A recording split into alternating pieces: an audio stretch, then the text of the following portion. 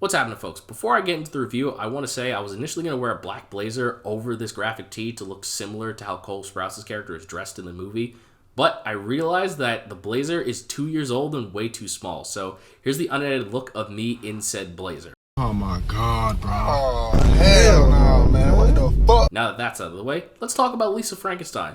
Lisa Frankenstein is a brand new black romance comedy. No, that's something you'd find on BET. This is a black comedy romance written by Diablo Cody, who most people know for writing the movie Jennifer's Body, which I have not seen, and it is directed by Zelda Williams, who has made stuff that I've never seen or heard of. But I do actually know her for being the voice of Foot Soldier and Cassandra Jones in the Rise of the TMNT show, which I think is pretty cool.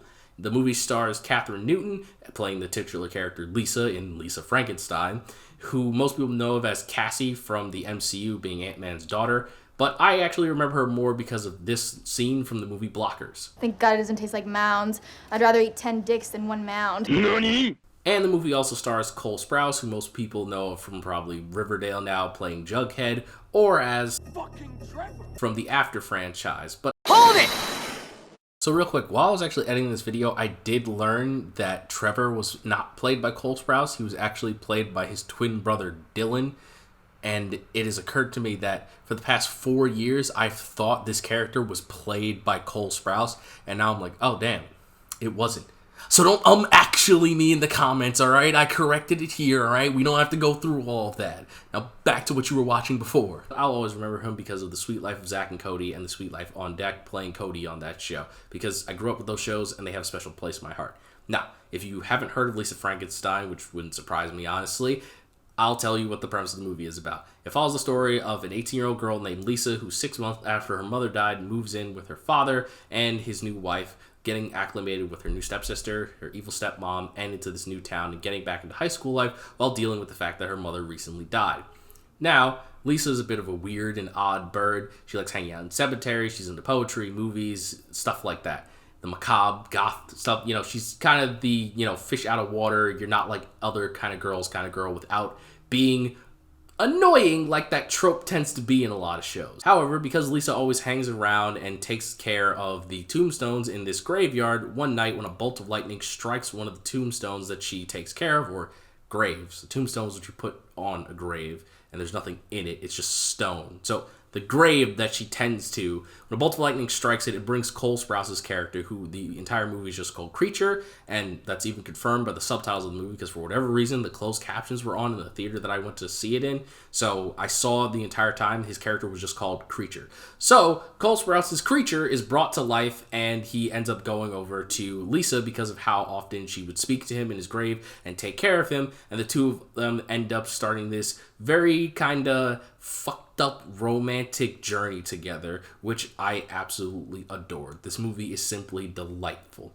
Something I felt as I was watching the film is that it feels like a indie film that has a budget, because the movie wasn't actually made for that much money. It's only 13 million, which, like, I say that, but like realistically 13 million is a lot of money, but for a movie it is ridiculously small. The only movie I know of that cost less than this movie was the first Paranormal Activity, that I think was made for like thousands of dollars, or maybe like a couple million. So yeah, this is probably like a very low tier movie in regards of pricing wise, in like the vein of Hollywood, in my personal opinion, compared to like other movies that I go to theaters to see.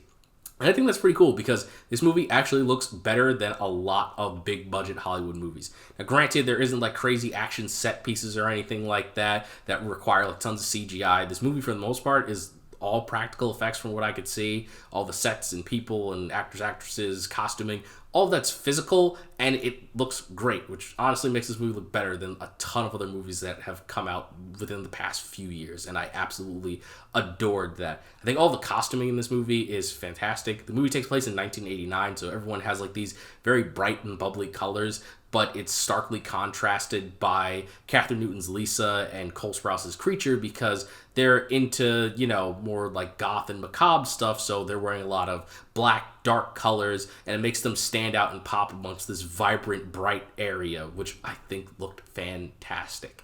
So, going deeper into the movie, now I'll admit, this movie does have a ton of references to older films, because this movie was clearly made by people that love film, and I'm not gonna lie, I'm like a low-ranking cinephile, so I didn't get a lot of the references. I did notice that in her room she has like a lot of monster movie posters of like classic monster movies and stuff like that, but I'm gonna be real with you, I haven't seen a lot of those movies. Like, I'm a fan of monsters in general, like I think they're cool, but to this day I still have not seen the original Dracula movie, or the original Creature from the Black Lagoon, or the original Mummy, or Wolfman, or Invisible Man. Hell, I haven't even seen the original Frankenstein, which is what this movie is clearly taking most of its inspiration from, given the fact that the movie is called Lisa Frankenstein. So, yeah, I'm a low-ranking cinephile, but I am enough that I picked up on the fact that they did put all those references in the movie, and we're definitely taking inspiration from a ton of other films and genres that are in this spectrum of filmmaking, and I thought that was pretty cool, and I greatly appreciated that.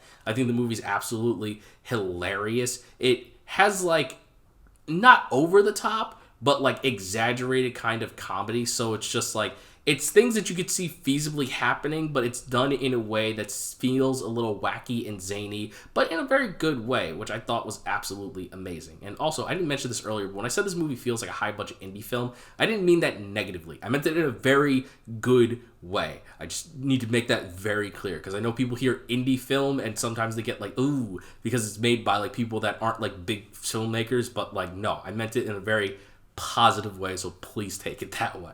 And to be perfectly honest, this movie actually ended up catching me off guard with its story. By the end of the movie, I wasn't exactly sure where it was going or how it was going to end, which I thought was pretty fun, as well as the fact that the movie went in a completely different direction at the start than I thought it was going to, because I went into the movie expecting it was going to be a full-blown romance, which, I mean, the movie is, but I was going into it expecting that, like, the moment Cole Sprouse's character came to life, Lisa was going to be infatuated with him because, you know, she hangs out around the graves and stuff like that. But that isn't really the case. The movie goes in the opposite direction of that, and Lisa is more of afraid of him at first, which makes sense and is very realistic, because, like, a zombie just came to life and showed up at your front door. So, like, yeah, that would be creepy and scary. So I kind of dig that, because it basically subverted my expectations of what I was expecting the film to be, and I quite enjoyed it. All in all, I think Lisa Frankenstein is a great movie. I actually really liked all the supporting cast, especially the evil stepmother, because something that I quantify a good movie by is whether or not they can make me hate a character. Not like hate the character itself, but hate the person that the character is. A perfect example. I hate Ezra Miller's Flash because I think his character is written super annoying.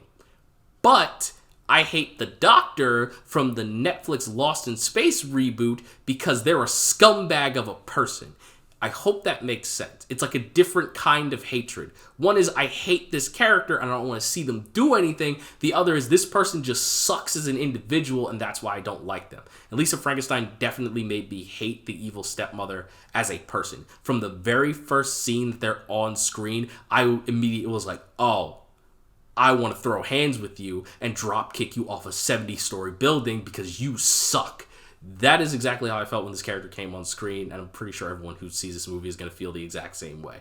But yeah, this movie did a great job with the characterization, because like any movie that evokes that kind of emotion from me is great in my personal opinion. Just because like it's very easy to make a character that somebody likes. It's very difficult to tread the line between making a character unlikable as like, ugh, I don't want them on screen anymore, versus unlikable in the sense that the character, well, the audience member hates the character but not seeing them do things on screen. I think that's a very hard thing to do, because even a lot of villains nowadays that are undeniably evil, people still enjoy just seeing them on screen doing bad things rather than hating them as individuals, you know?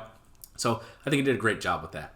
But as I was originally going to say, before I remember that last thing to say, Lisa Frankenstein is a delightful film that I would highly recommend going to check out, and I will 100% be watching this movie again. So, with all that being said, please let me know what you think of Lisa Frankenstein once you've seen it. Let me know if I actually convinced you to go and see the movie, if you were kind of on the fence whether or not you should go and see it. And also, follow me on Twitter, because why not? I mean, it's in the description. It's there. Just click it and hit follow. You know, you'll see me say more things and tweet about movies and shows and whatnot that I don't talk about here. So yeah, there's that.